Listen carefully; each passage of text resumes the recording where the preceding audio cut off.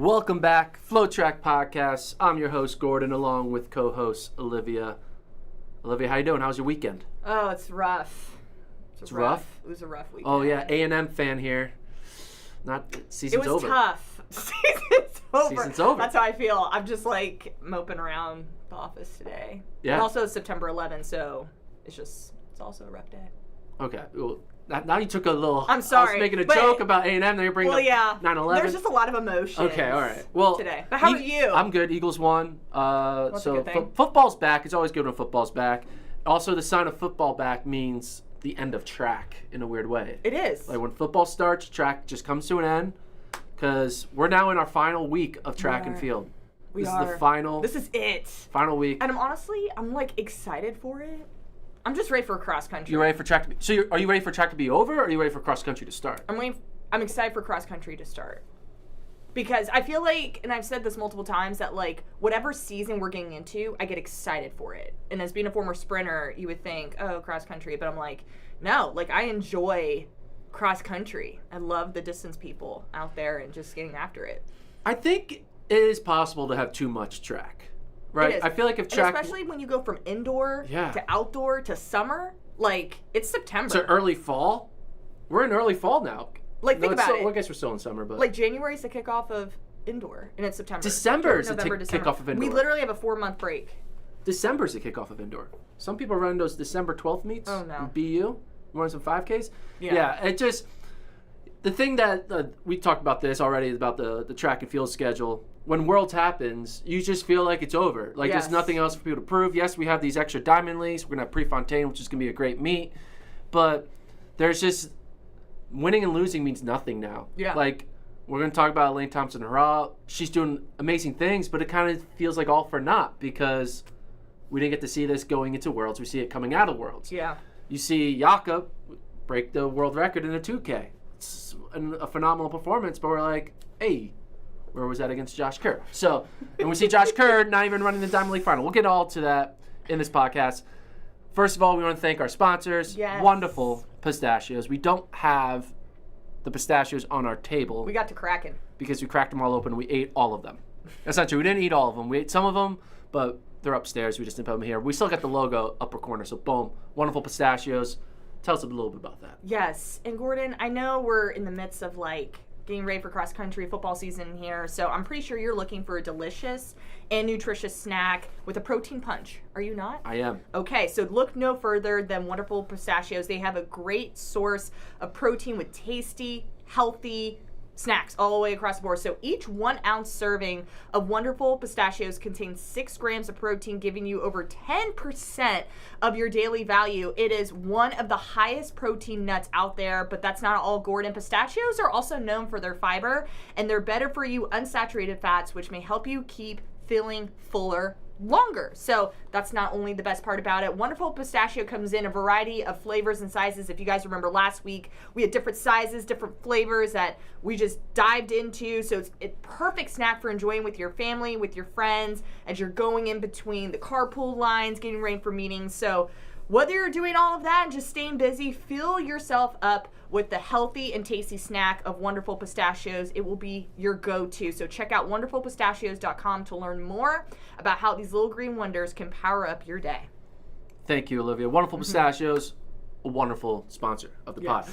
Let's get right into it. Let's talk a little bit about what happened this past weekend first before we dive into what's coming up next weekend. Brussels Diamond League, the penultimate, is that the right word, penultimate? Yeah, I think so. Penultimate Diamond League in Brussels. Used to be a final, but now Prefontaine has a final for this year, which is nice. 2 main, I think, performances came out this weekend. Notably, we had the world record from Jakob, and I guess 3. We should give Sharika. We had 2 world record attempts. Yes, we had Elaine Thompson-Herah doing her thing, and then we had what Sharika did. So let's start with Jakob. 2K world record. Now, going into this world record, I kind of shat on it. I was kind of like, this is lame. Who cares about a 2K world record? I don't know how fast that is. But then I did some thinking, and I feel like I need to take that back. Because what he ran was insane. Because it's not like the time 4:43, I can't grasp my head around that. But what I can grasp my head around is him running 5 laps in a row, all at like 57 to 55 second pace. Yeah. Imagine holding on to that. 5 consecutive laps at 57 to 55 second pace. He was, what was his 1600 meter split? He was like 348 through 1600 meters or something. He closed Something about that. He closed in 55 seconds. It is unreal. The record was from 1999, and I thought that record was from 1999 because it's a lame record and no one cares about it. But more and more I look at it, it was a record from 1999 because it's legitimately unfathomable to run 57 second to 55 second pace 5 times in a row. Exactly. It's tough. And I remember last week you were just like, no one cares. But now when you like break it down and you think about the splits, you're like, dang, Jakob like put in some serious work to get there. And he nearly broke it by a second, which was even more fantastic. Went from a 4:44.79 from 1999 to a 4:43.13 over the weekend. Yeah, so the mile world record is 3:43. The 2K world record, which is basically one extra lap, is 4:43. So imagine running the world record and then running another 60-second lap. Absolutely not. No. And it got me thinking about, I want a new, we always talk about like, there's like the hour run record, like how far you can run an hour in. I want the world record of how many consecutive laps can you run sub 60. Interesting. So I looked into it, right? Didn't I say last week that there were just interesting world records out there? I did say that. You're adding a new one. This is What? the new one we're adding. So I looked at this record doesn't exist. I'm just trying to figure out where it can exist. Are you going for it? So no, I can't even break 60 in one lap. Come on. All right, so the mile world record is 3:43, which is 55.7 per lap. Now there's an extra few meters because of the mile, but right. 55 second per lap. This 2K, where he ran 4:43, it was 56.6 per lap average. Jakob owns the 2 mile record, which is 7:54, which is 59.3 per lap. The 5K world record, held by our boy, oh my goodness, how am I forgetting his name? The Ugandan.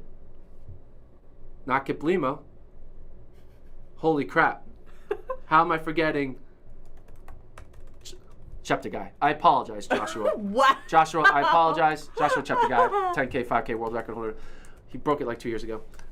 In the 5K, he ran 12:35, which is 12 and a half laps, just over 3 miles. 60.4 was his average. Oh my gosh. So yeah. There's that moment at the 3 mile mark where breaking 60 every lap becomes like the barrier. So we know someone can do it through 8 laps. We know someone almost did it through 12 and a half laps. So we're thinking, what is it? Is it 9, 10, like when? Now the thing though about Cheptegei's 5K record is that he didn't run everything even. So there could have been a lap where he was over and then under, over, under. So you have to break 59.99 every lap. You can't have like 61, then 58, 61, 58. That's interesting. So I'm thinking like, all right, we know someone can do 8 laps because we saw 7:54. We know that's possible. I think 9 laps is possible. I think somewhere around 10 or 11 laps is where running consecutive 59s becomes the moment. And I want to see Jakob and Cheptegei, two men in their prime, just go for this. It's like, hey guys, we saw breaking 2. We saw the whole thing with Kipchoge. We need breaking 60 times 12. I'm still workshopping the title of the because breaking 60 times 12 sounds like a bad algebra problem. Yes. But breaking 60 times 12, presented by Wonderful Pistachios. We'll get Wonderful Pistachios to sponsor this attempt, and just see how many consecutive laps we can see Cheptegei and Ingebrigtsen run until they don't break 60. That'd be really interesting. That would be. I think the over-under would be set at like, I'm also trying to think about how this would be done. No, like, you I would think have 11. to do it. Like, you would need fully automatic timing. This is not something where we can just, sit randomly at a random can. I mean, like, you would have to. You can easily do it. There's splits. There's people that split stuff. Right. The thing But the thing is, you can't just be like, we're gonna go out and run a 5K. Like, there's an incentive. Like, each lap has to be under 60 seconds. So. And you'll treat it like you just have to. I just think it'll be interesting to see who could hold on and if someone could get to 11 or 12 laps. I think Jakob and Cheptegei could get to 10 laps. I think 10 laps is doable. That's a 4K. The guy ran 4:43. He can run a 10-minute 4K. He's got to be able to run a 10-minute 4K. That sounds so weird. 10-minute 4K? I don't even know what that means. And this is we know track's in a weird spot where the championships are over and now we're talking about 10-minute 4Ks. Yes. Which just makes no sense. But I think it'll be fun to see if you get to 10 or 11. You know, I don't know. Just 10 or 11 minutes. I think at the 12-minute mark is when he start falling. 11-minute mark is when he start falling apart. 11 minutes of sub-60s is when it falls apart. Anyway, I think it would be interesting because, like, when you think of like the 5K, right? Like, there's a destination. Like, you know, this is how many laps. Yeah, you know, I'm doing it in. But this is like complete opposite. It's like, okay, you're holding that cadence, that rhythm for as long as you like. That would just be a whole mental. That's a mental. There's race no finish sure. line. There's no finish line. The finish line is just chasing you. Yes. You're trying to get away from the finish line. The finish line's behind you the entire time. Exactly. Yeah. So we want to see that. Cheptegei, Jakob, 2025. So I feel like you should make this happen. We're gonna make it happen. No, you should make this happen. I'll make it happen. Yes. Well, you gotta help out. You Okay, don't I'll want to be a help part out. of I'll it. assist. No, I'll help out. I think yes, I'm all for it. Yeah. Let's and make then it we can happen. get like a celebrity pacer every lap who can run a 60-second lap. Yes. And we'll do like a tryout for like a fan to lap to pace for the first lap. Fan. We'll do a giant worldwide search. Everyone's got to submit them running a sub 60 400 to prove that you can do it. Yeah. And then we take the one who had the best TikTok dance after. I don't know. We're trying to appease to the younger generation here. Anyway, enough of that. Jakob, very impressive. Excited to see him in this Diamond League. If he does the 5K, 15, we're not sure yet, but he didn't get that win in the 15, but clearly he's one of the best in the world, if not the best in the world. Just he happened to lose the world championship. Right. 2 Jamaican sprinters Yes. lit up the track. We'll start with Shericka Jackson. Put it out there that she wanted to break the world record. She did. Which I loved. I was super pumped. I reshared it on my Instagram story. I was like, I am all for this. Thank you for Yeah. She allowed herself to have failure. Yeah. She could have gone there and like run 21-7 and everyone's like, well, you won, no failure. But she wanted to give her an opportunity to fail. She failed, but it's admirable to fail at not breaking a world record, in my opinion. So she still runs 21-4. Ridiculous. Like, that's ridiculous. Doesn't even run a season's best. Wild. Runs 21-4. She was just off. Doesn't run a season's best. 0.07 of a second off. So she was right there. Very impressive for her. It's exciting to see her still eyeing the ability to try to go after that world record. You have to think that maybe the Diamond League final, I don't know, that might be she might be kind of burnt out by then and maybe just like going for the win. But there may be just one more year in her where she is world record condition. Because world record is not something you can do throughout your lifetime. There's only like a couple of seasons where you are in world record shape. And 2024 may be her last season of being world record shape. Mm-hmm. So she probably knows that. That's probably why she wants it now. Because she knows, I can continue to compete at a high level, but there's a difference between that and running the fastest that a woman's has ever run. Exactly. But she went for it. The story for me is her saying she wanted to do it. Yeah. Because at Worlds, she didn't tell anyone. No, she didn't. Until after. She said, I wrote on my bib that I wanted to break the record. But that doesn't count. Like, just telling yourself, that's great and all, but she still allowed, she didn't have to, like, tell me. There's a little bit of, like, but now she was like, no, I want to do it. Letting the people know that when she's on the track, I am trying to break that record. Yes. So, I respected that. And then ultimately, I think the story of post-Worlds is Elaine Thompson-Herah. Yeah. She couldn't break 11 seconds all year long. Now, obviously... And all of a sudden now, and then the work is finally catching up. Yeah. Like, the work that she's been putting in after this injury has now... It's blossoming. Yes. And there's probably a lot... I mean, obviously Sha'Carri, Shelly-Ann, Sharika, Toulouse, Alfred. Yeah. They're all thinking, we might see Olympic Thompson Hurrah in 2024. Mm-hmm. Thompson Hurrah shows up at the Olympics. She didn't.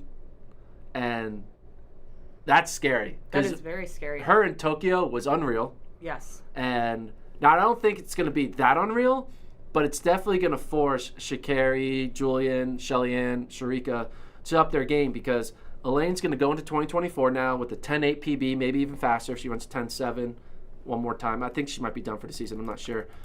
But she's going to go in healthy, fresh. Her legs are going to be fresh.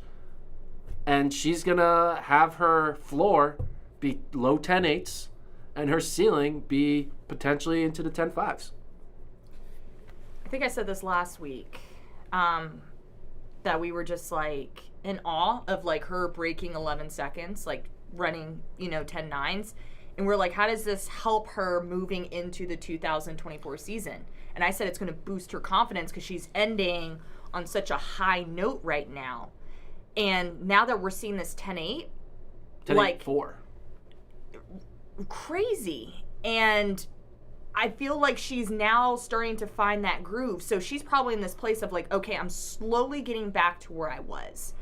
And the more work that she puts in, it's going to just honestly just boost her confidence even more, which is nuts. Now, it's only really crazy because it's Elaine Thompson-Hurrah doing it. If another woman was running 10.8.4s, you'd be like, okay, cool. Like, you got to run 10.6 to like compete now for world titles. Right. But we know Elaine has that ability, and now you know that she's coming up. Like, it's a sign of, she got the 10.8s now. She's healthy. She's consistent. Like, this isn't like, it's not like she's running 10.9 and then 11.2. Yeah. Or 11.3 and then going back down. Like, I would be a little concerned with the inconsistency, but the fact that it's been 11 flat, 10.9, 10.9, 10. So it's slowly. But this is like, that sounds like you're going downhill, which is a bad thing. Like, uphill. Okay. Going up. However you want to look at the graph, like, her time is dropping. Yeah. At the end of the day, her time is dropping, which is fantastic. Would I pick her to medal next year, though? We're starting this early. Oh, you forgot to bring a sheet of paper and write down the team. Did you bring that? I can write it on my phone. No, it doesn't count. Remember, we had a whole envelope idea thing, so we would have it. All right, we'll get a paper by that segment. All right, okay. Amanda, if you can find a paper and a pen in the office and bring it in, we'll do that for the end of the segment. No, let's do why the hell are we doing this too early? Women's Olympic podium in the 100 meter dash. We're doing podium? Oh gosh. Who are the medalists? You don't need to give an order. What event? The women's 100 meter dash. You don't need to give a. Actually, what's Elaine better in? Gosh, that's hard. Is she better in the two? She's better in the two. No. Well, she's gone 10.54 in the 100. Like, let's do the 100. 21.53. Let's keep it simple. So, let's keep it simple. You don't need to give me the order. Don't need to give me the order. You just got to give me the three women. Now, for our understanding, the three women this year was Sharika, Shelly-Ann, and Sha'Carri. All the S names. But now you have Julian Alfred, who won't have college.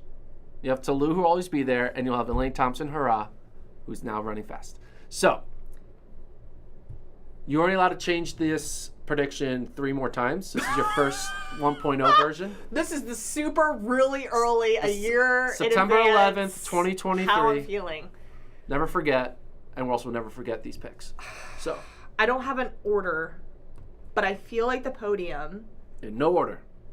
Order doesn't matter. I just feel like Shelly-Ann Fraser-Pryce, because I think she's shared that like 2024 is going to be it. She's going to go out with a bang. So Shelly-Ann's the Rocket Runner is going to be there. Shelly-Ann Fraser-Pryce. I feel like you have to have Sha'Carri Richardson in the mix. Here comes a yes. We got the and paper. She got you an envelope. Perfect. All right. Shout out to Amanda, number one producer. So wait, let me finish my thought, and then we'll go into the paper just in case people forgot from last week. So Shelly-Ann Fraser-Pryce, Sha'Carri Richardson, and I'm going to have Elaine Thompson. Hurrah. Living in the moment. She's looking good right now. What about Julian Alfred? I love Julian, but here's the thing. Sometimes, and I've had my experience, like when you're off of that collegiate like season, it gets really difficult to to like change the way that you train You know, without all the races underneath your belt. what about Sharika Jackson? I just You're not putting Sharika Jackson, who just ran 21.4 twice, in the she can't. I'm putting Sharika Jackson in that 200. Oh yeah, okay. We're not talking. Exactly. We're talking about the 100. Yeah. I'm not excluding Shelly-Ann Fraser-Price. She's going Didn't to come Sharika out get with a second bang. in the 100 this year? Who? Didn't Sharika get second in the 100 this year? Maybe yes. I think she did. Yeah. Yes. And you think that the second fastest Yeah. woman this year Elaine Thompson is is coming gonna back. finish Elaine fourth next Thompson year? Hurrah is coming back. Strong. I didn't know you're such a Sharika Jackson hater. I'm not a Sharika Jackson hater. Well, you're not picking her I to medal. love Sharika Jackson. Why aren't you picking her to medal? I'm just Why aren't you pick her to medal? okay. Who are you? Who are your three then? Well, that's the question. Wasn't for me. I'll answer that question later. No. Okay. So who are your three? Who are my three? Yes. I would take Shelly-Ann off and keep Sharika on. Okay. So I would do Sharika, Elaine, and Sha'Carri. Fair. In no particular order. Okay. So we're just Yeah. one athlete. All right. Because I think, at point, Shelly-Ann has to not medal. It's got to happen eventually. Yeah, when she's retired. Yeah, on her final year. That's what when happens. she's done. Yeah, I'm keeping Shelly-Ann on there. She got third. So Shelly-Ann almost wasn't. So, I'll put Elaine Thompson, her But it's over one of those Shelly-Ann. where you know it's the last lap. Like, this is going to be it. I think she's already said, 2024, this is going to be the last year. Yeah, well, when So let her get her medal, and then she'll be... Let her get her. We don't hand them out. You don't just She's going to run It's and not a sprint to that lifetime medal. achievement race. There we go. It's a. That's how I who's the feel. Okay, well, we'll find out. In a year. In a year. 365 days from now. So other stuff happened this past weekend. Yes. New Balance, Fifth Avenue Mile went down. Josh Kerr and Jima Riki got the win. Third year in a row where both the men and women winners at Fifth Ave were Scottish. Yeah. It's really interesting, to say the least. Is there something on the Fifth Avenue? Is there a good Irish pub? Not Irish, sorry, Scottish pub somewhere near Fifth Avenue that Maybe we should Josh look Kerr into and Jim Mariki are just running towards that Yeah. they appreciate? Yeah. They run 3:47. Josh Kerr runs 3:47. Riki runs 4:19. Josh Kerr, this is very similar to what Jake Whiteman did last year. Whiteman goes on, wins the 15, then comes back, wins Fifth Ave. Josh Kerr now does the same thing. Makes sense that Josh Kerr wins it. I think the story, though, coming out of New Balance Fifth Avenue Mile was Josh Kerr announcing that he's not running the Diamond League final. Right. And how do you, Gordon Mack, feel about that? That Statement. Okay. He can do whatever he wants. Same way I think Mo can do whatever she wants. Same way Cindy can do whatever. Anyone can do whatever he wants. And I understand why he's doing it, because he's kind of hey, I kind of got my gold. I kind of had a long season. I kind of don't want to, get on a plane, just set up, likely I'm not going to win, so it's better to kind of end on a high note than end on a fourth place at Prefontaine. Do you want that? So he kind of just has it all.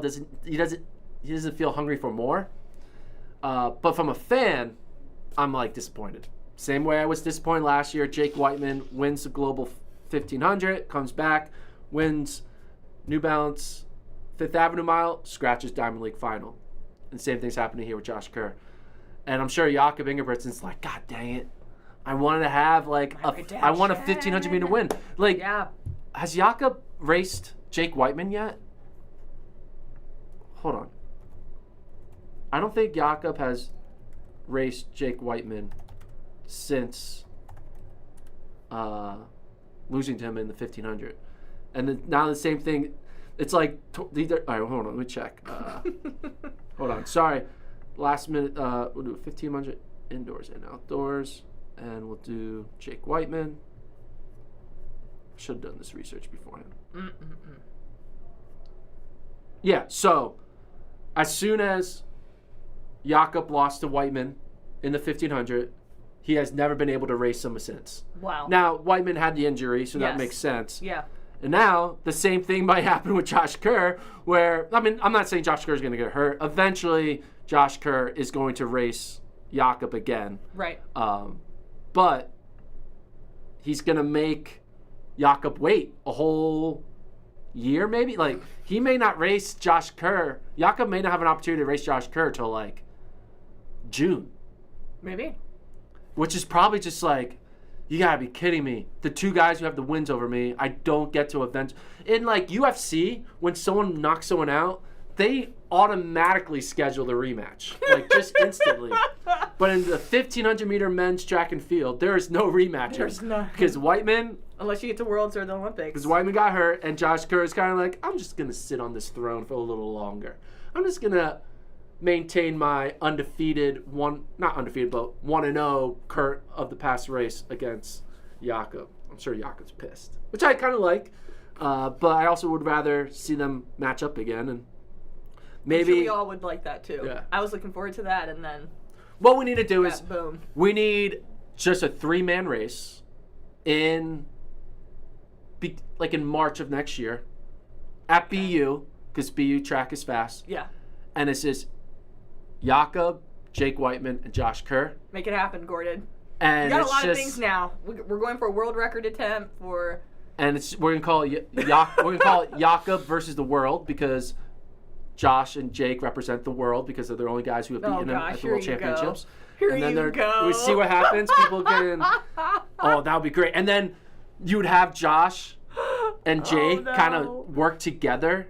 Like, No, they're not working No, they would together. strategically, because they know, like, hey, I don't care if you beat me. We just need one of us to beat Jakob. No. So they'll like. They're not working together. No, they would strategize. The Sponsored by Wonderful Scots stick together. Pistachios. The Scots would stick together. The Great British guys would stick together to defeat the Norwegian in Jakob. That's what we're gonna see. Jakob's just like, God dang it, I only get to race these guys at Worlds, and then I lose. Anyway, So put it together.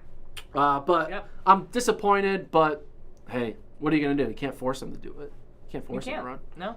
So, any other thoughts on this weekend?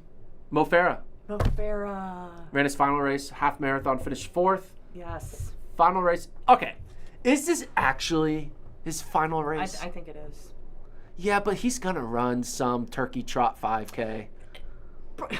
He's going to. He's gonna my race God. his kids down the block. Maybe. Yes, but not like half marathon with prize money on the line. Hey, there'd be prize Race. money on On this turkey trot? on the turkey trot. Yeah, this on could be Thanksgiving Day? a coupon. at That's gonna be a 6 a.m.? free T-shirt at the end that he's gonna be chasing for. Of course. I'm just saying, I get it. Yes, technically it's his last race of his career, but you know for sure he's going to be a celebrity entrant in some local race. You're probably right. But, like, I wouldn't consider that part of his career. Is Like, he I'm running a really- half marathon in literally a month from now. So does that mean... Your last track race wasn't your last race. Yeah, but, like... You're this is still putting it on completely different. You're putting it on a singlet. You're putting it on the bib. That's a race. That's a race. Mo Farah will put a bib on He his probably stomach will. one more time. Yes. So that's not his last race. Last race of his ultimate running career was this past weekend. Yeah, but you know, what if he's going to be, his career now is going to be being a celebrity, an influencer. And so he's probably going to run as a celebrity or influencer, so that's still running in his career. I guess, Gordon. I'm just saying. Like, no one ever sends their final email. Like, there's no, like, this is my last email I'm sending. No, there's always another email. If you say so, Gordon. But he still ran 63. I mean, obviously, Mo Farah's career has been over for quite some time now. It kind of just got This was it, though. very elongated, which is kind of crazy. He's been able to have, like, a 4-year sunset of a career. I mean, when's the last time he won? When did he win? Was it 2019? No, it wasn't even 2019. I mean, What are you looking for? his last gold was 2017. So, yeah, because he transferred into the marathon world, and marathon world never 2017. panned out. But he's been, in my mind, retired for 6 years. And now, finally, 6 years later, he has his final race. Yeah. On paper, that's what it looks like. Yeah. He has a big gap in his resume. When he goes into his next job applying, he's like, so what did you do between 2017 and 2023? Well, you see, I tried this marathon thing. I didn't work out. Then there was this whole pandemic. So that was a thing. And, but, if you look at 2012 to 2017, I was the greatest of all time. He's like, yeah, you were. Because he was great. Look, recapping his career, he won 4 Olympic golds. He won 6 World Championship golds. So a total of 10 global golds, including 2 global silvers. So 12 medals altogether, not to count all of the countless, he won the Newcastle half marathon like 6 years in a row. Obviously did a bunch of European championships earlier on. Phenomenal career. Yeah. And how old is he now? He's 40. He's 40. Man, time flies. That's a long running career for sure. Long running career. Well, actually, the last 6 years don't count. Oh my gosh, Gordon. That's the gap in his resume. Yeah. Big gap in the resume. But I wonder what he's going to be doing next. I'm sure he's probably done an interview about what's next for him. But I think what's next for him is just be retired, man. Just like have fun, relax. Hop in a few turkey trot 5Ks. Yes. And then every time you go and be like, guys, no, this is my last one. This time I mean it. This time I mean this is my last race. Yeah. Oh, man. I can picture him doing that, though. Yeah. Just having fun out there. Yeah. He's doing a lot of, television stuff for BBC. He has a lot of documentaries about him and reality shows and stuff like that. So, Mo Farah, seems like we've been recapping his career now for 6 straight years. So I think this is the last one. This is it. This is the last podcast segment about Mo Farah, the same way this was his last half marathon. Exactly. Tola won the marathon under 60. Mm-hmm. Jepchirchir won the half in 66. Nothing else really going on. Yeah, I mean, the that story pretty much sums it up. Story is Mo Farah. And then one other notable thing that happened was Beatrice Jepkoech ran 5:47 in the 2K steeple, world record. This weekend was the weekend of the 2K. Yeah, it was. 2K steeple, 2K flat. Mm-hmm. I don't know what 5:47 means. Do you? Nope. So maybe for next week's podcast, you can break that down for us. How many? It feels like it's slower than the the 3K world record. Slower than the 3K? Yeah, what's the 3K steeplechase world record? 3K steeplechase world record is 8:44. Yep. Yeah, this is hell of a slow. And she ran 5:47. Mm-hmm. Yeah, that's weak. It's world best though. Yeah, she should be running like 5:38 or something like that, or 5:39. I'll also have to.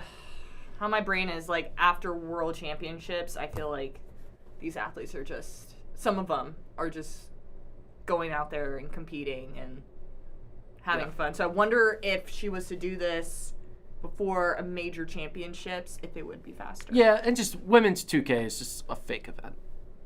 Women's 2K steeple, it's not a real event. Mm. We shouldn't even be talking about it. We should cut this from the episode. We should, in post, delete this entire conversation. What's world best? World best. I don't like that. Do you like that when we use the word world best instead of world record?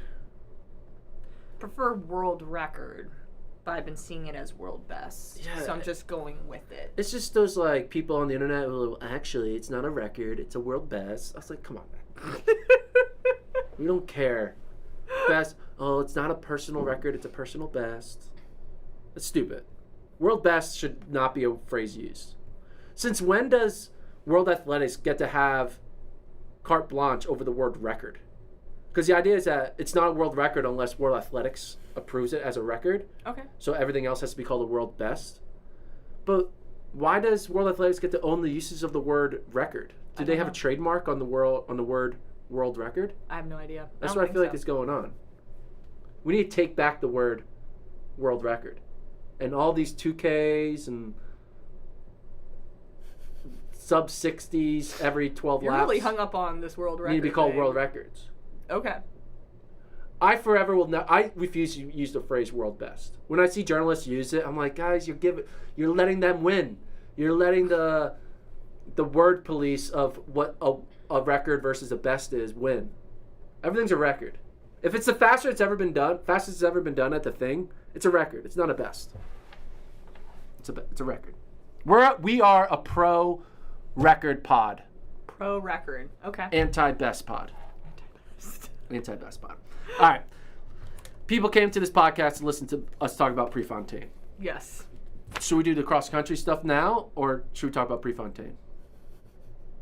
I think personally, I think how we should do this is briefly talk about cross-country, because Prefontaine is that symbol of the last outdoor meet. It's going to symbolize the last segment of the FloTrack podcast.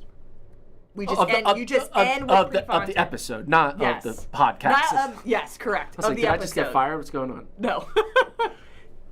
Okay. That's how I feel. Okay. All right. So we'll do cross-country updates. So once again, cross-country season has technically started, but no one cares because no one's really running anything of substance. Yeah. We saw NAU do their thing, and Flagstaff ran fast. BYU just did a season opener where a lot of their top guys didn't run. Mm-hmm. NC State, I think they're running this weekend. Maybe Caitlin Tui will run, maybe not. We don't know.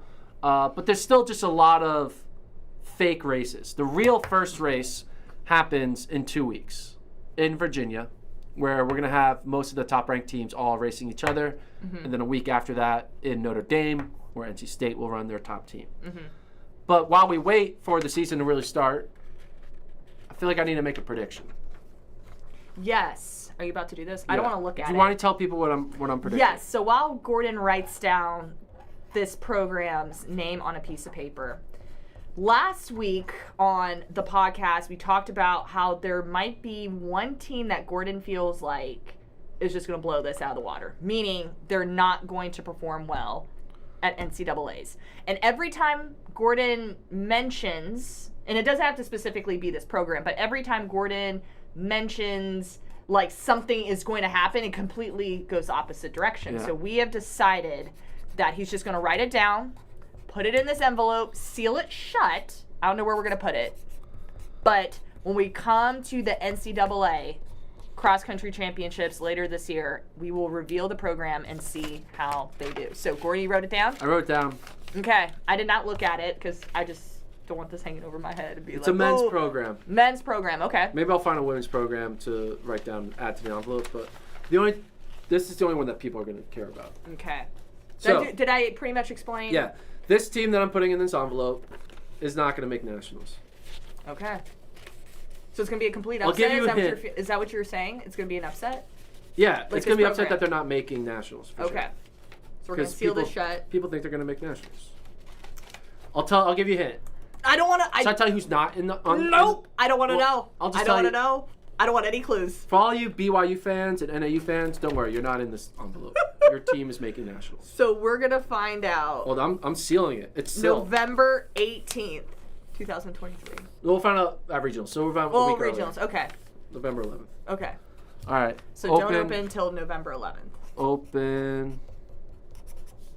November. Was it 11? What's a Friday? The 10th. November 10th. Open November 10th. 2023. Boom. Right here. Right there. Can't read it. But it says it. It says it. So we'll just keep it in the office. We'll just keep it right here. Amanda will hold on to it. She'll hold on to it, our wonderful producer. So yeah, see now I feel bad though, because me sealing this ensures that they won't make nationals. If I was that means I don't like them. Shouldn't I announce it? This is your prediction. By doing this, though, I want this team to go to nationals. So maybe just keep it. Just keep it. Don't say it. But they're gonna be mad at it. No. If me not saying it is me trying to make sure they don't make this is your prediction, and you're like every time that you make a prediction, people are gonna figure it out. Okay, let them figure it out. Until then, November 10th. So. October, literally 2 months. 60 days. It's gonna be hard for me not to talk about this team. No, don't. We'll talk about it, but don't mention anything about November. That they're in the envelope. Yeah, don't mention it because I'll just go with it because I don't even know what you're thinking. Did you see what I wrote down? No, I was like this, and I talked to our I listeners. feel like I'm doing a magic trick. But yeah, this team won't make nationals, and everyone's going to talk about it. All right. Any other cross-country updates? I just want to give some highlight shout-outs to some incoming freshmen that I feel like could really surprise a lot of people since I cover mostly the high school area. So Irene Riggs, who will be going to Stanford. I'm really excited to see what Stanford does this year with Irene Riggs joining them this upcoming cross-country season. She's the Gatorade Player of the Year. She's also the NXN champion. So she just had a remarkable senior season last year. From Virginia, on the women's side, you have Tatum Davin and Jillian Boucher, who I've been watching them on social media. They look like they're putting in work. And from NC State, you have the additions of Leah Stevens. You have Kate Putman, Angelina Napoleon. Angelina is a high school national record holder in the 2,000-meter steeplechase. Kate Putman is a standout athlete from New York. Leah Stevens, I think, is going to be great. Why are you This looking at really me like is that? the podcast talking about 2Ks. You're talking about 2. I'm just saying, 2K in steeplechase, high school in high records? school, that is the event. It's the 2,000-meter steeplechase. Okay. That is what they do. And on the guys' side, going to Washington, you have Tyrone Gorsey. He's the indoor 5K national high school record holder. He clocked a 13:56. Cannot forget Leo and Lex Young from Stanford. I feel like everyone knows their name. You have Jackson Heidish going to Duke. Simeon Birnbaum, a.k.a. the Silent Hawk, that's what we call him at mile split, going to Oregon. And then Rocky Hansen, I feel like Ashley Tishins would just be like, we got to mention Rocky, and I totally agree. He's going to Wake Forest. Okay, so North Carolina. You followed high school cross country all last year. Right? All last year, yes. I followed very little. I mean, I followed a little bit, the high levels at the end, but I wasn't like in the weeds of like average 5K times and all that stuff. Yeah. So I ranked my true incoming freshmen on my rankings. Right. I'm going to tell you my top 5 of my true incoming freshmen. And you can tell me if I screwed up. Ooh, I love that. The lights change. Can we if I have screwed a up, dark moment? do you want to do men I or think we women should first? Men or women? do the men first. Okay. Do you have that one pulled up, or do you I have have, yeah. Okay. So this was my top 5 men. Are we going 5 to 1 or 1 to 5? We'll do 5 to 1. Okay. All right, 5 to 1. Okay. Connor Burns, Okay. Leo Young, Simeon Birnbaum, Lex Young.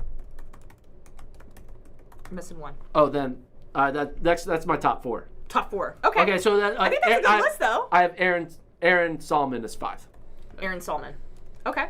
So it's Aaron Solomon, Connor Burns, Leo Young, Simeon Birnbaum, Lex Young, number 1. Is that a good order? So it goes Lex Young, Birnbaum, Leo Young, Burns, Solomon. I think you're solid on the top 3. Connor Burns. In a cross-country 10K. Yeah, see. Yeah. I have all faith in the Youngs. And Simeon Birnbaum is ridiculous. Like, that guy.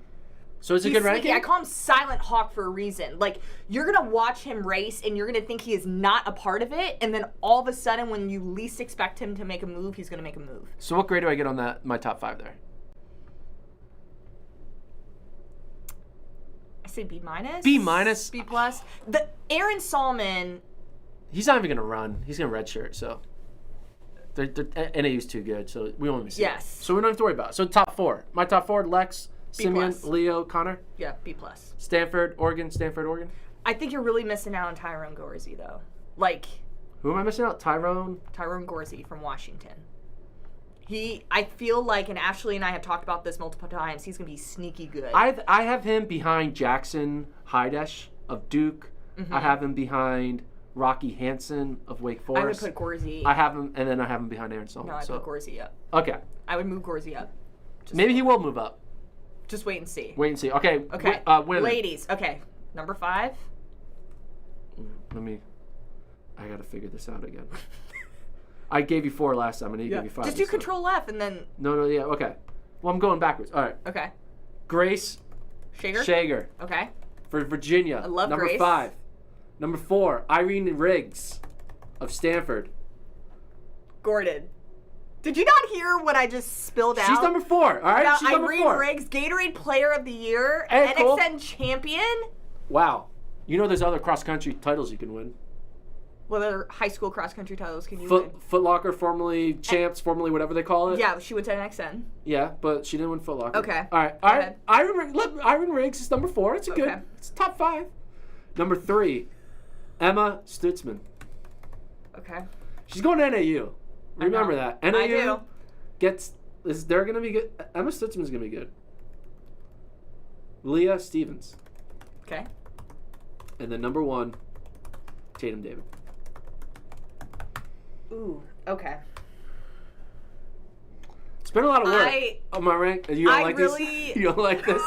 My Irene Riggs in 4th. It's the Irene Riggs for me. She might not even run. She's at Stanford. They might redshirt her. No, they probably won't. They need. And the thing is, I know all these ladies. They're all very talented. I would just put Irene Riggs up front as probably your number 1 freshman. I have her number 4. And then I would put Tatum.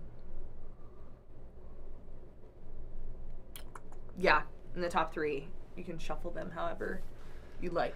Well, not too bad. Not too bad for like doing my little bit of research I did. You got to start somewhere. You have to start somewhere. And then they go out and they run at the different things meets. And change. then team athletes who we had no idea. I mean, let's look at one last thing before we get to let's look at NCAA Cross 2022 top freshmen. Who are the top 3 true freshmen on the women's side? Okay. Not including JUCO transfers or international. Okay. Natalie Cook. Yes. Was 1, and then she was the only one that was like actually up there because Cook finished 7th, and then the next freshman was Jane Buckley of Providence, and then Maeve Stiles of Penn, and Mia Cochran of Arkansas. It's Maya. Maya, sorry. It's okay. But really, only one freshman was like. Yeah. Like Jane Buckley finished 49th. On the men's side, top freshman that's not international was Isaiah Stewary. But was he a true freshman? Yes. Was he a true freshman? Wait, I believe so. Or was he a redshirt freshman? I don't know. Isaiah. But he was 63rd for Notre Dame. And then the next guy was Sam Lawler of Syracuse and James Overberg of Colorado. So on the men's side, there was no good true freshman. Isaiah graduated high school in 2022. So that would have been. So the top true freshman was 63rd. I think there's going to be at least 4 true freshmen who finish better than 63rd this year. Yes. This incoming freshman class. I think the 2 Stanford kids, 2 Oregon kids will all finish top 63rd. For sure. This incoming freshman class going into college is loaded with so much talent. And last year, there was still a lot of like weird COVID seniors. Yeah, I feel like that really has impacted the. It made it the depth deeper. Yeah. So anyway, we'll find out. Cross country. We'll open this November 10th, and I'll either be way right or way wrong. I'm excited. What do I get if I'm right? Do I get anything? What do you want? I don't know. Ooh. Oh. Steak dinner. Steak dinner if I get it right? Because you couldn't bring up the steak dinner. Yeah, I couldn't. I do have, So steak dinner, Amanda and I will pitch in. Okay, yeah, steak dinner if I get it right. Because that'll be impressive. Watch, I put like a team that like isn't good. And you're like, yeah, of course they didn't make it. No, this is a team that's good. So. Because I could have easily put like LSU's cross country team. Oh my gosh. And it'd be like, yeah, of course they're not making nationals. Sprint team. All right, let's talk about Prefontaine.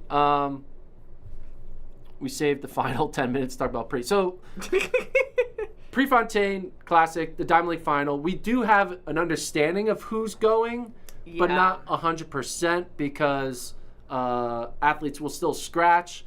Technically, you had to qualify to be in this meet, but someone like Noah Lyles, who did not qualify, is at the meet. We don't know how he's at the meet, whether or not he qualified via scratches or he qualified via being an addition of a +1 because he's an American. Because typically they let every event have one home country athlete compete in it. So we'll see if that's the case here. But I think he probably got in via scratches. Do we have, are these the... No, I just have the top 8, like, points. Yeah. Like, I don't... Yeah. We don't know yet. So, but we kind of have an idea of, like, notable athletes. What is a race or two that you're looking forward to most, and why? I'm all for the sprints. I think the men's 100 is going to be very interesting because with Noah Lyles being a part of this, I'm also like, okay, we're naming, Simbine and Fred Curley's in there, Tebogo, Trayvon Bromell, which I'm assuming would be one of the scratches because he's been dealing with an injury. I feel like it's just going to be an exciting matchup against, obviously, the world's best. So I'm excited for the men's 100. That's where I'm going. Yeah, I think the reason why I think the men's 100 is exciting is even though Noah Lyles is in the race and he will be the favorite, there is a bigger than non-zero chance Lyles loses, which will make the season really weird, I feel. Yeah. Now, Lyles could also easily win, but if Lyles loses this race, everyone's going to be like, all right, wait a minute. What did we just... I thought he was the best. Because if we come out of here and Omanyala or Coleman or Curley win this, we don't know what to do with our brains. Yeah. It's not going to make any sense. It's not going to make any sense. And I think there's a chance it happens, which I think will make it more fun. It's going to make the dynamic of who's going to win in 2024 more interesting. Because if Lyles ends the season with a loss to one of these guys, now you're thinking, all right, yeah, well, Lyles showed up when it mattered most. But he also has shown he can lose.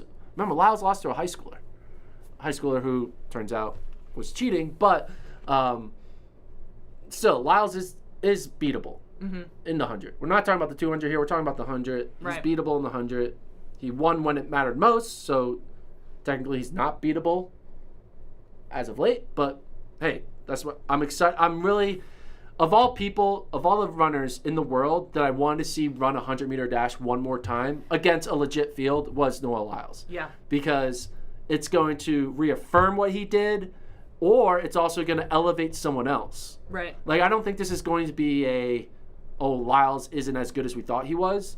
I think it's just going to be like, this other person is better than we thought they could be. Like a Tebogo.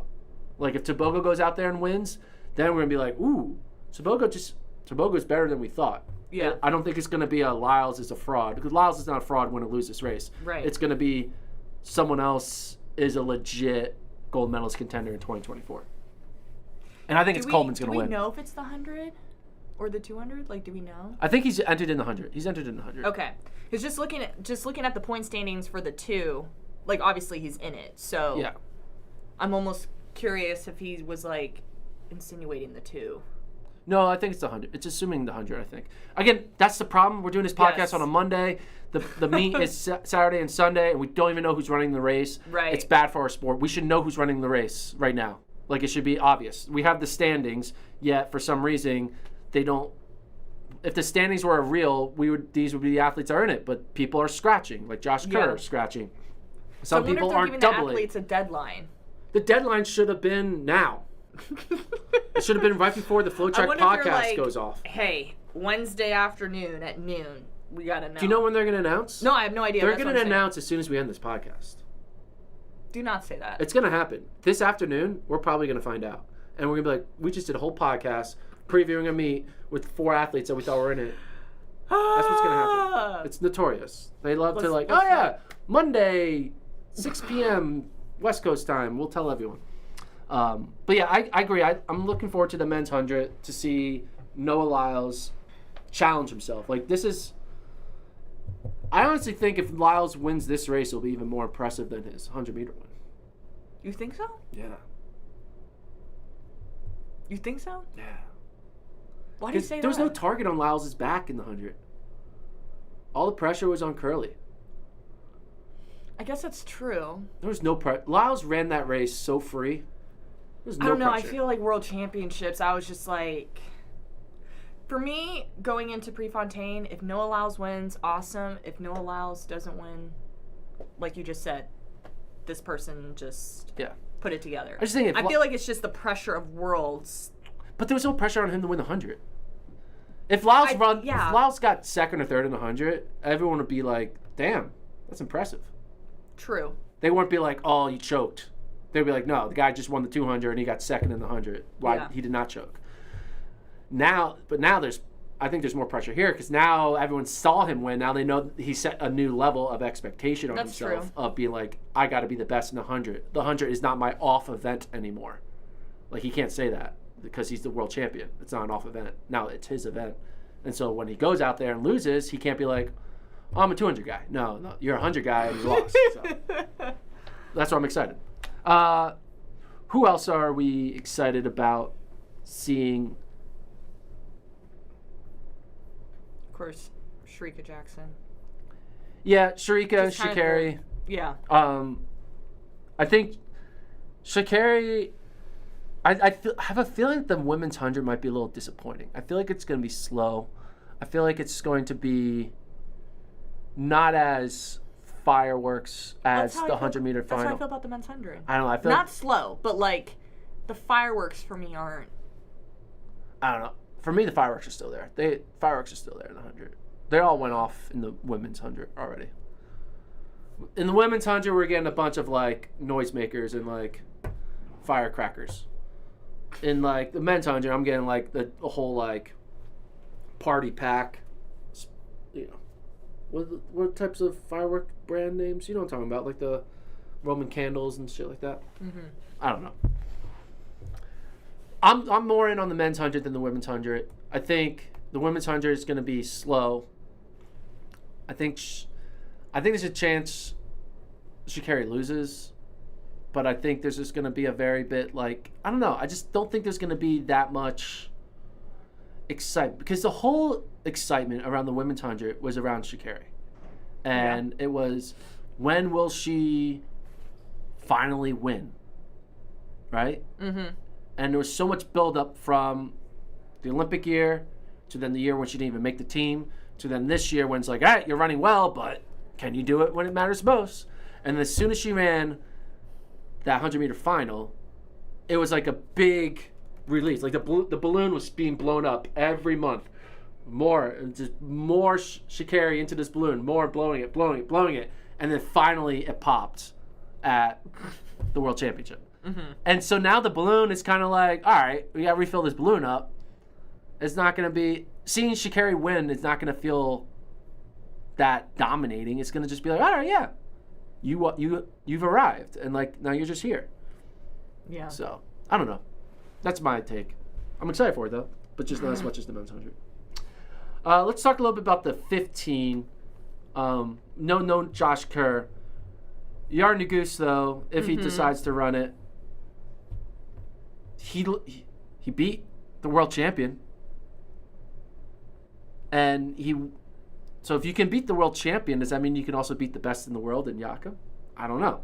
I think this might be Yared's opportunity to potentially not rewrite the wrong, but he definitely had a bad race strategy at Worlds. He should have medaled. He should have been there with Kerr and Jakob and should at least have gotten third. Yeah. And he just ran a bad race, and I think it's due to inexperience. I think he now knows. Yeah. And I think this is going to be his new version of this is his pre-Olympics. You have pre-nats in cross country. This is his pre-Olympics. He knows A year before. He knows these are the people he's going to have to beat, minus Josh Kerr. And he's like, I'm going to run this like it's the Olympic final. And I'm going to see if I'm capable of medaling in Olympic final type races. So he's going to treat it like an Olympic final. And whatever place Yared gets in this race is the exact place he's going to get in Paris in 2024. So if he wins this race... This episode has been a lot about early predictions. Yeah, if he wins this race, too early he's going to win the Olympics. If he gets second, he's getting silver. He gets third. If he gets sixth in this race, he's getting sixth at the Olympics. There's a 1-to-1 relationship between the Prefontaine Diamond League final in 2023 and the Olympic final in 2024. Only for Yared. Everyone else doesn't matter. This is a Yared only rule. Oh goodness. It's the way the universe works. It does. This could be good or bad. Would you want this? I think it's kind of nice that you kind of know what place you're going to get the Olympics. Because if he wins, he's going to have a great year. So much can change in a year. No. Just think about it. All the pressure is going to be off him. Because if he goes out there and wins, he's going to be like, I'm winning Olympic gold. If he goes out and gets second, he's going to be like, well, I'm medaling. But yeah, I'm excited mainly to see Yard versus Ingebrigtsen. Ingebrigtsen is running out of his mind. Obviously has a weird Josh Kerr problem, but Josh Kerr's not going to be here, so likely he'll have no problem. We went with the Great Britain problem. Yeah, Great Britain problem. Oh, yeah. So maybe Elliot Giles will sneak in. I don't think so. What other events are we looking forward to? I think I'm also looking forward to the women's pole vault. Oh yeah, why? I just think it's going to be fantastic seeing the ladies go after it again, splitting gold like that with Moon and Kennedy. So I think it's going to be great. And I love the pole vault. One other event that I'm kind of excited about is, where is it? I can't even find it. The women's 100 hurdles. Yes. It's an opportunity for, I think, one of the Americans to reestablish themselves as a potential Olympic favorite. Jasmine Camacho-Quinn, she just ran 12.4. Obviously, we saw what Daniel Williams did at Worlds. Daniel Williams technically is not in the final yet. Now, there may be a scratch that will let her in, but I don't know if that scratch will happen. So this is an opportunity for someone to, like, yes, Williams has the global gold, but I have the Diamond League final gold, and, you know, can go into the Olympic year with that kind of bit of confidence. I feel like the person who needs that confidence the most is Kenny Harrison. I think she's always, like, in it. She breaks a world record, doesn't make the team. Or doesn't make the team, breaks a world record in 2016. Then, was it 2016 or 2017? 2017, I don't know. The year she broke the world record and didn't make Worlds. Was that the Olympics? It was. I don't know.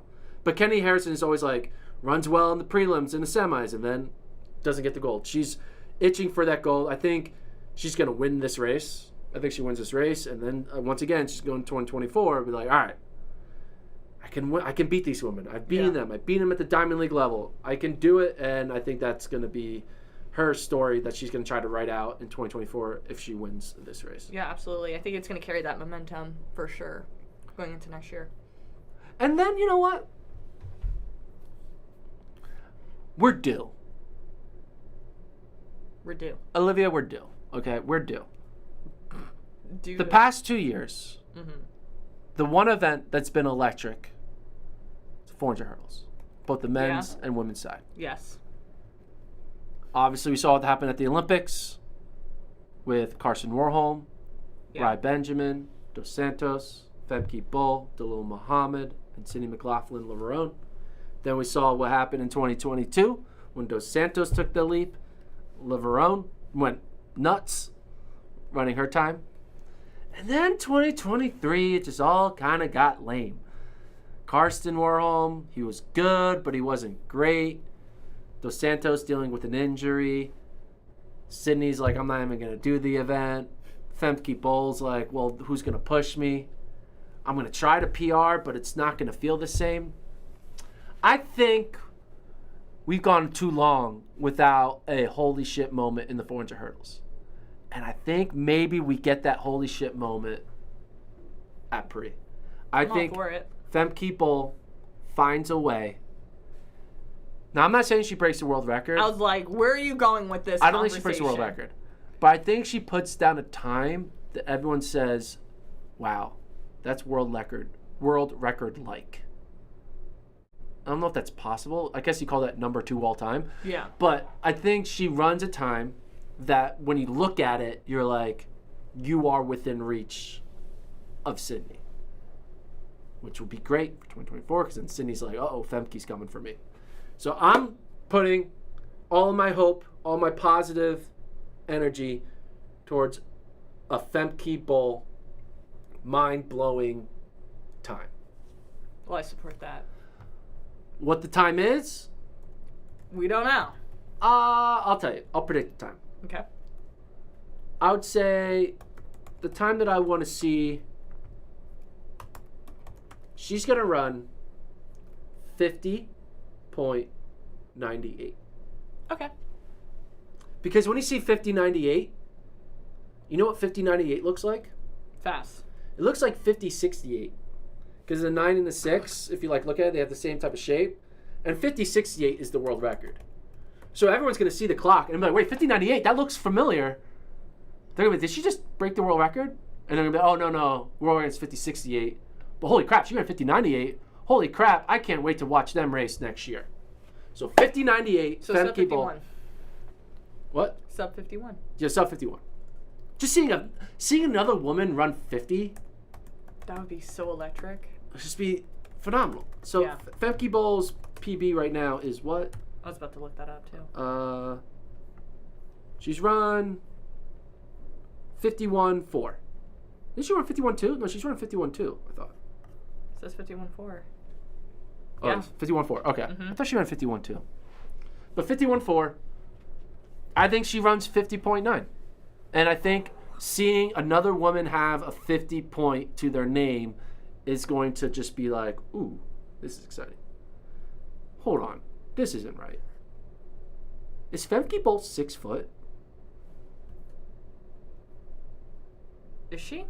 According to her Wikipedia, it says she's 6 foot. She's not 6 foot. Hold on. Femke Bowles 6 foot? I'm trying to find it. Isn't there? We gotta ask the chat. There's no way Femke Bowles. How tall is? She's not 6. She is? It says 6 feet. Wow. I didn't know that. I remember interviewing her. She didn't look like she was 6 foot. Man, Yeah. Wow. I did not know that. That's interesting. Maybe it's I don't know. I think this might be wrong. I think this might be some like. I don't think she's 6 foot. There's no way. She's not 6 foot. 6 foot's tall. Yes. That's a tall. There seems like a Tall translation error. She is not 1.84 meters tall. I think Eurosport had a. But then all of them have her as 6 foot. Yeah. Everything that I'm seeing says 6 foot.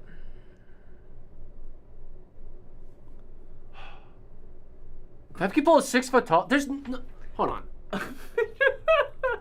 Let's look at like Femke Bowles like Olympics. No, like podium, and like see like a photo of her standing next to people. I mean, she is much how tall taller is than Sydney. How tall is She might be 6 foot. She is. She might be 6 foot. I think. Yeah, Yeah, Sydney's 5'9". Sydney's 5'9". So yeah. that looks about right. Dang. Wow. Yeah. I did not know that. Look at that. Learned something at the very end of the podcast. I say she's going to run 50.98, and then I found out she's 6 foot tall. Gotta love it. Gotta love it. All right. So, any other thoughts on pre? No, I'll be there. You'll be there? I'll be there. Really? Yeah, fly out Thursday. Oh. Thursday? Mm-hmm. The meet's Saturday and Sunday. There's a press conference, so On Friday? Friday. So Ashley, myself, and Joe will be holding it down. All right. So you get some great content. We'll get some great right. content. Yes. We will be doing a podcast on Wednesday the following week, not Monday because you'll be traveling back. Yes. But we'll recap finally the final track meet of the year on Wednesday next week, 12:30, and we won't open this for another 2 months. Looking forward to Prefontaine. Olivia, Yes. thank you. Amanda, thank you. Like and subscribe.